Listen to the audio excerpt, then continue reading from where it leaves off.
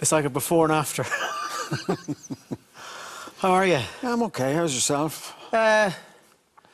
Going through phases, I think, with this particular thing of I kind of get a good 3 or 4 days and then a bad 3 or 4 days, and you know. How about you? Well, this time last year I was facing a wonderful year. You know, a couple of series, one in LA, one in Spain, and they both had to be postponed. Yeah.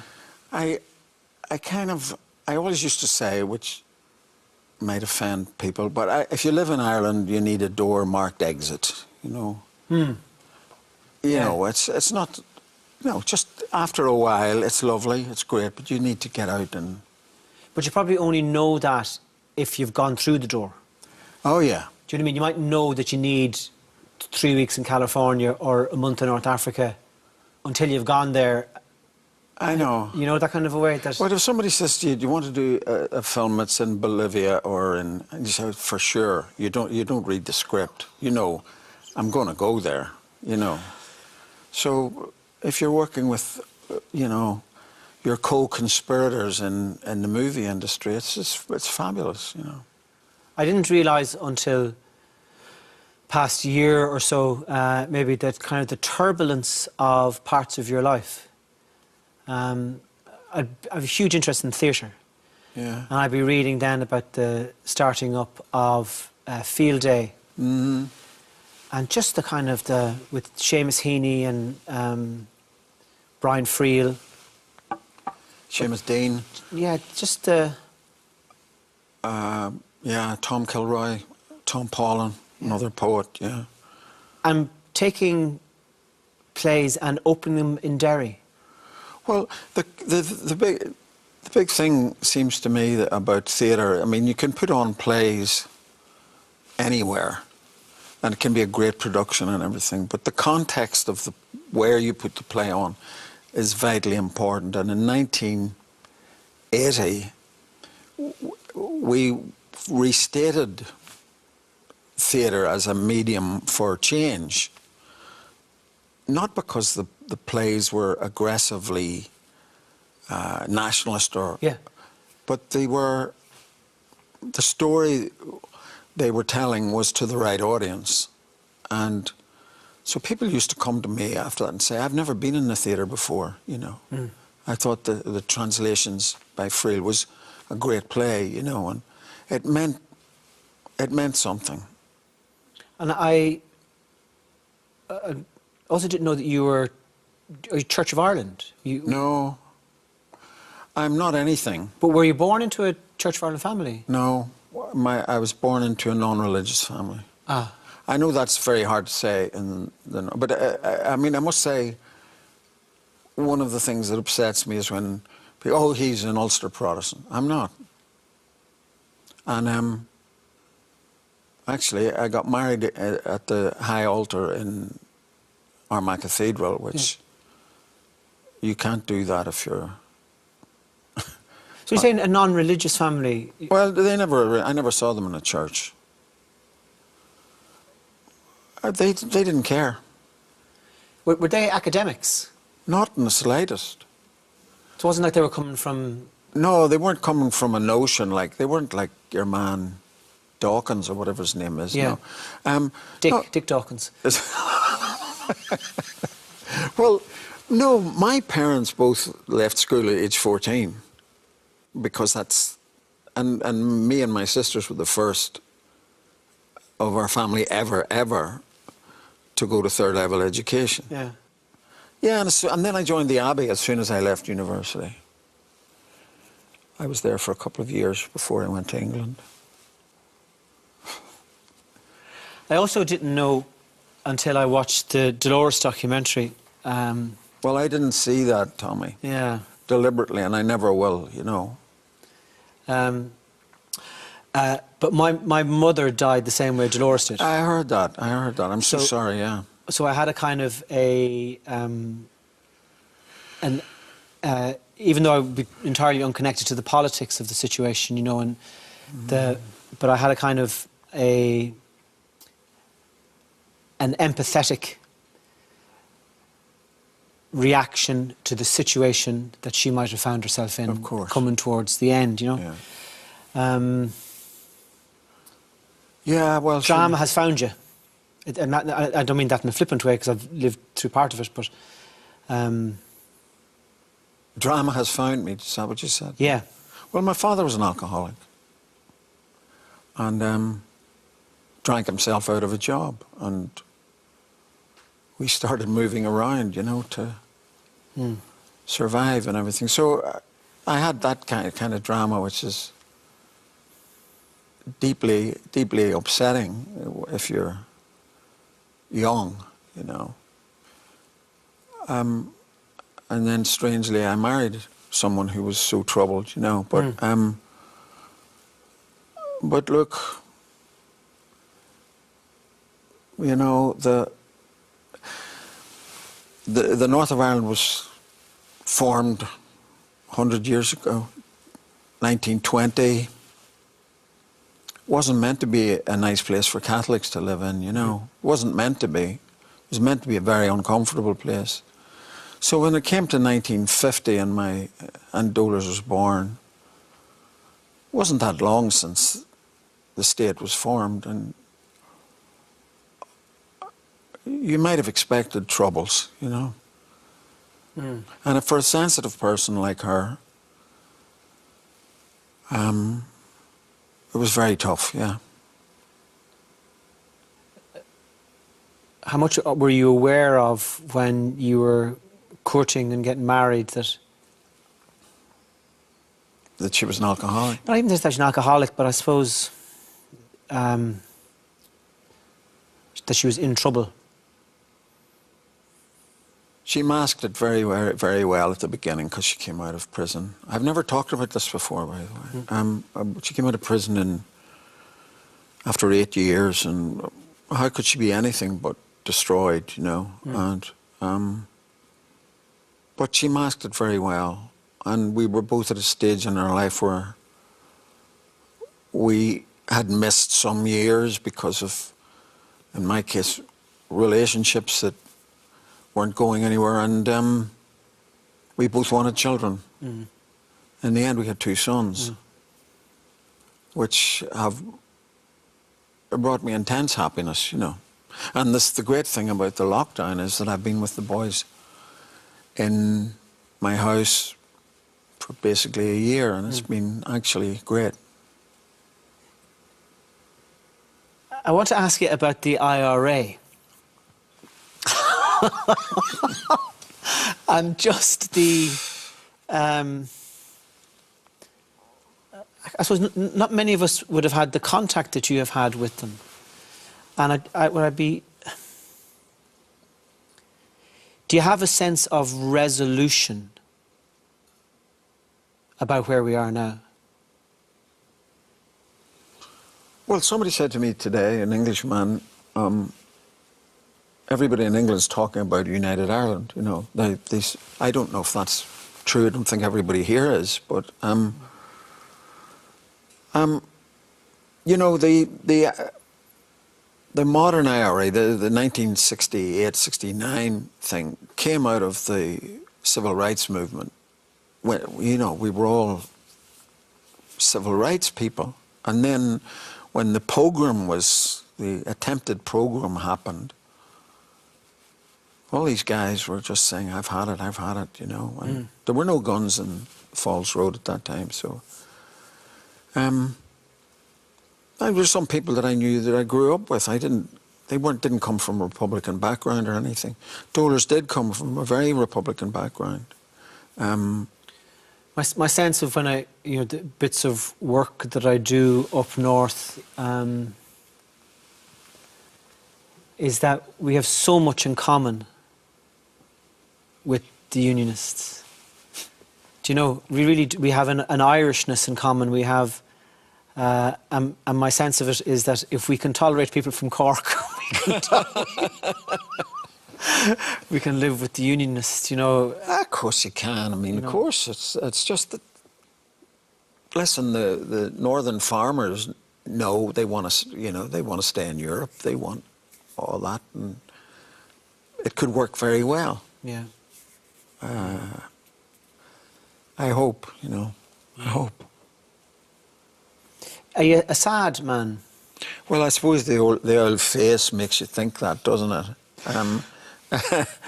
No, I was very I was a very cheeky, happy child, and then, you know, when you live in a house with a war going on, I mean, not the troubles, Yeah. the marriage war, you become a bit grieved, don't you? And, but I got out of it, and I went and did the acting and loved it, you know. So, Yeah. Um, I'm just that sense of if you're the war zone of the home. In what way do you think that you carried it? Like, would it be in a always in a weird way, always seeking to be in relationships that don't quite work in order to kind of still be living in that maybe. fractured dynamic or something? Well, that's very profound of you to say that. Is that too? I'm a great man for theory. Mostly they don't work, you know. So it's Yeah. and maybe I'm embracing that rather than. I don't know how to make them work anyway. It's you know. Sure, I'm nearly done now anyway, you know. What kind of women do you like? Oh, I see. Well, I like a wide variety of them, you know. But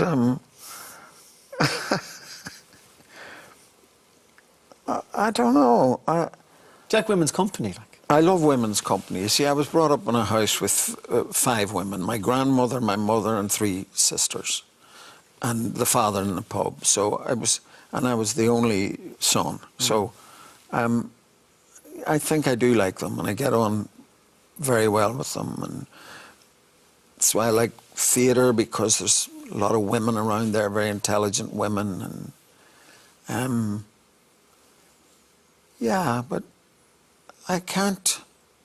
I must say the marriage was so destructive in many ways that I can't. I'm not rushing into anything, you know. when you say the marriage, you mean? To Dolars. Yeah. Okay. Yeah. Never talked about this before, in this kind of setting. But the thing is, she was very funny, very literary, very, you know. My 2 guys have wonderful vocabulary, which a lot of that comes from her. And she just wasn't able, you know, just wasn't able. I get the sense from Dolores that there was kind of, no more than my own mother, but for entirely different reasons, kind of, she was being, it's like some people have wolves inside them that don't stop howling, and sometimes the only way to stop them howling is through drink and medicine. Yeah. You know. Yeah. Did a point come where you would say, I cannot save, I can't stop those dogs? Yeah, of course, and it happened over a period of time. But I read a piece in the paper where a mother, had to get her son, who was an addict, to leave the house, and she said, until the addict leaves the house, nobody is going to get any better. Nobody's going to get better. And I cut it out, and I kept it and reminded myself of it all the time. That's a mother putting her own son out of the house, you know. And I had to negotiate a separation. I mean, I got her a house and everything. And it wasn't just to save myself, it was to save everybody. It was to save the boys as well.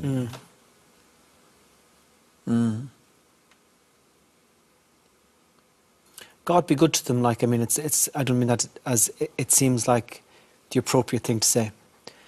For your Dolores and for my mum, you kind of say, God be good to them. Like, you know, they suffered and they may have caused suffering, but nobody suffered as much as they did. No, exactly. Do you know? So. And she gave you life, and she gave my boys life. Yep. And that's the biggest thing in my life, is that we had them. Yeah, yeah.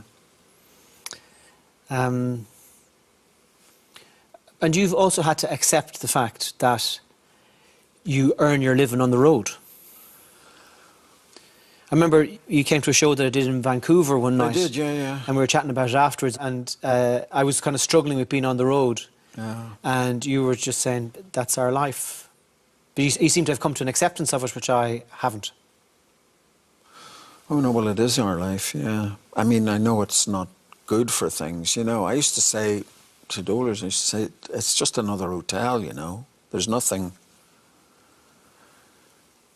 But it is what I chose to do, and it became a very good life for me, you know, and I was doing very good films, and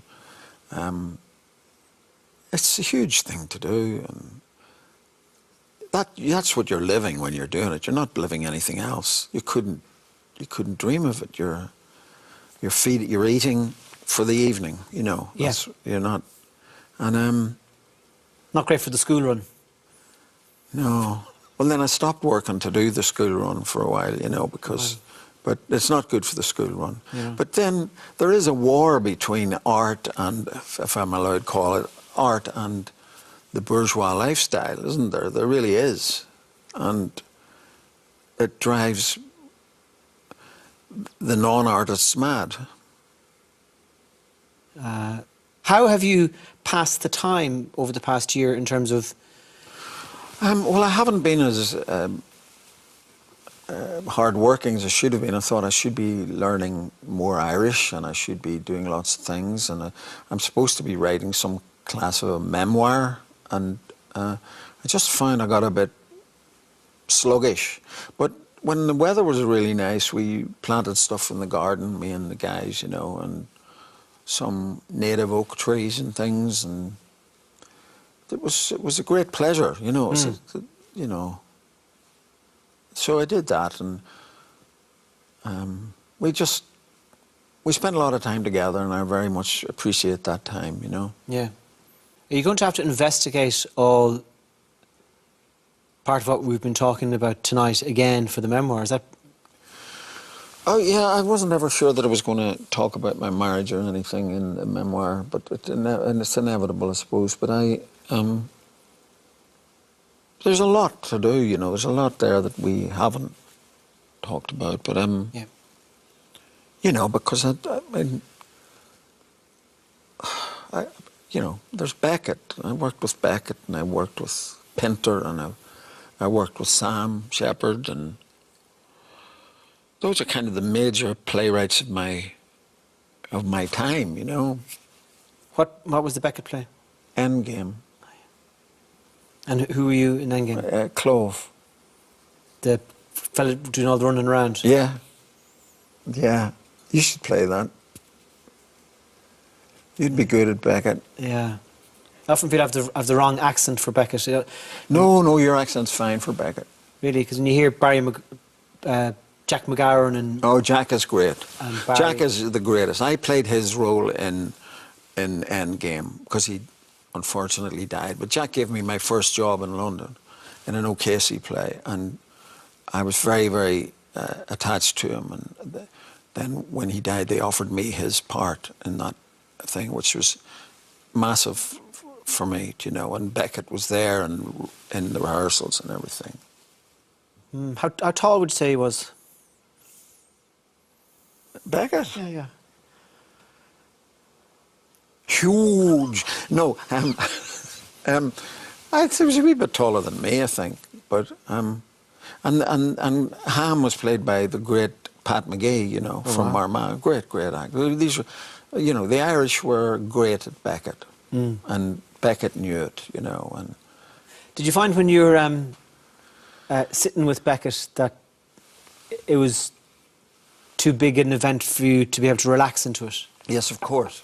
But he was an adorable man, Beckett, and great man for a drink, and very kind and very thoughtful, and wouldn't say a bad word about you. You know, he was great. He was great.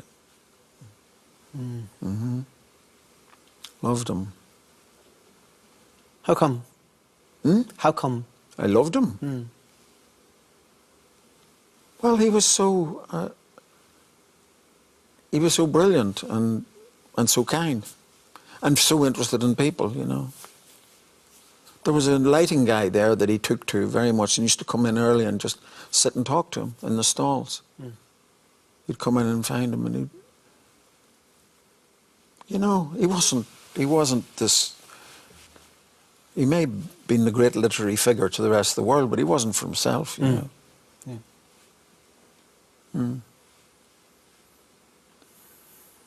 We have to finish. I suppose so. It's gone on forever. I hope you don't mind me wearing a scarf.